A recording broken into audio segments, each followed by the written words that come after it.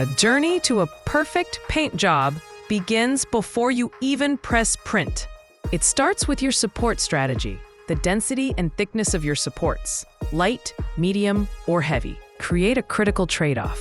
Thicker supports provide better stability for the print, but they leave more significant damage upon removal.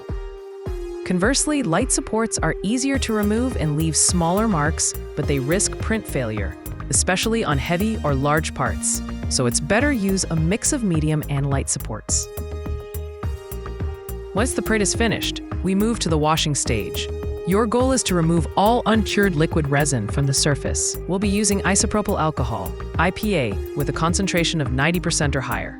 Ethyl alcohol, ethanol, is also a viable alternative. Before submerging the part, gently wipe away excess resin with a paper towel or a lint-free cloth. This simple action dramatically extends the life of your expensive alcohol, saving you money and reducing hazardous waste. The less resin goes into your wash station, the longer the IPA stays clean and effective. If using a wash station, place the model in the basket, ensuring the flow of alcohol can reach all surfaces, including internal cavities if your model has hollow. Do not overwash. A typical wash cycle should be between 3 to 6 minutes. Soaking a resin part in alcohol for too long, such as more than 10 minutes, can make it brittle and prone to cracking, as the alcohol can be absorbed into the semi-cured resin matrix. Now for a step where timing is everything, support removal. You must do this after washing, but before the final curing. At this stage, the resin is solid, but not fully hardened, making the supports flexible and much easier to remove without damaging the model. After removing supports, use compressed air or a small pump to forcefully blow out any trapped alcohol from hollow areas or deep crevices. Place the dry, support-free model on the turntable of your curing station. A standard cure time for a small to medium-sized model is between 3 to 5 minutes. For larger or denser models, you may need up to 10 minutes. It's better divide it 2 parts. For example, 2 minutes one side and 2 minutes another side. Aware of undercuring and overcuring. An undercured part will feel slightly sticky or soft and will be mechanically weak. An overcured part will become brittle, lose its tensile strength, and may yellow or even crack. It's better to cure in shorter intervals, for example, 2 minutes.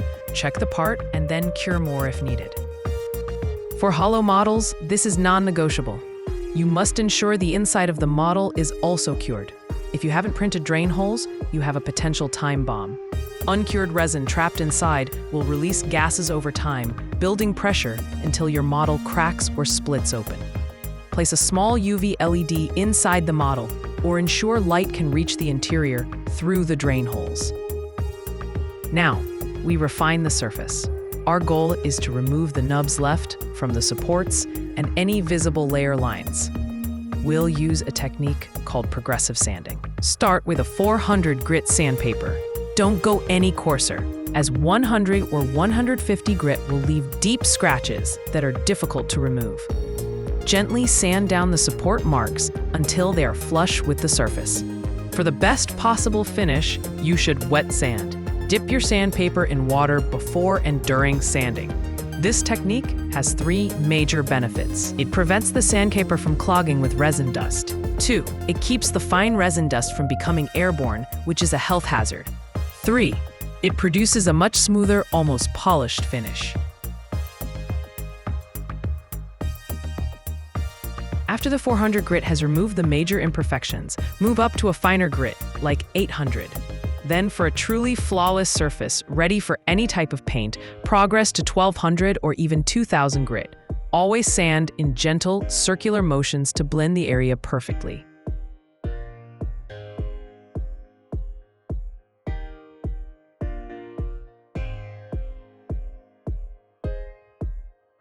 No matter how careful you are, you'll likely have some small imperfections, like pinholes or the dreaded support divots. We have 2 primary tools for this: UV resin and epoxy putty.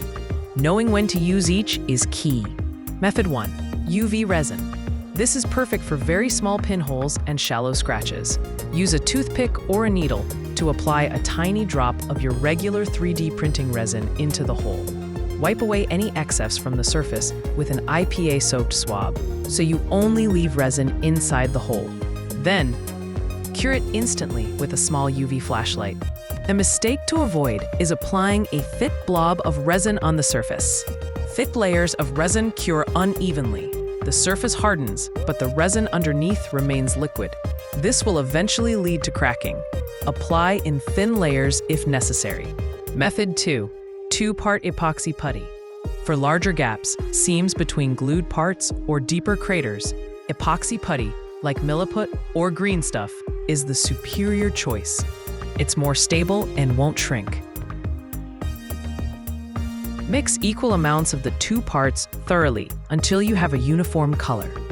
A common mistake is improper mixing, which results in the putty never hardening.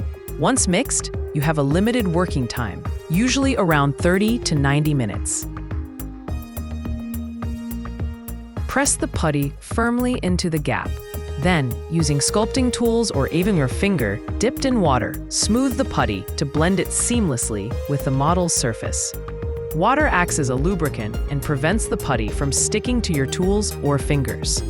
Let it fully harden as per the manufacturer's instructions, then sand it smooth, just like the rest of the model.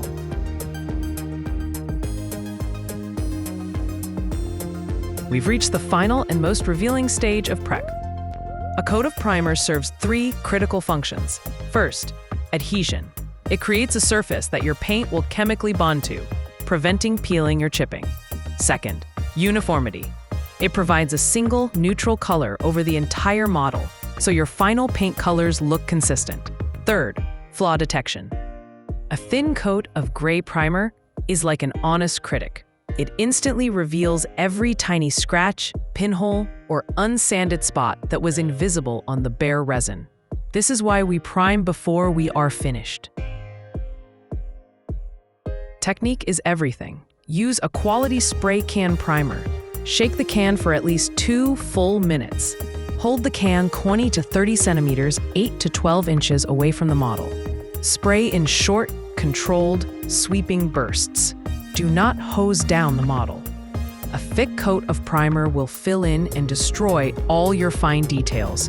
You want a thin, semi-transparent coat. First, let the first coat dry completely. Now, inspect the model under a bright light. Circle any visible flaws with a pencil. Go back and fix them using your putty and fine grit sandpaper. This loop is the secret to a professional finish. Prime, detect, fix, sand, prime again. Once all flaws are corrected, apply one final thin, uniform coat of primer. Let it cure for a full 24 hours. Only then is your model truly, finally, ready for painting.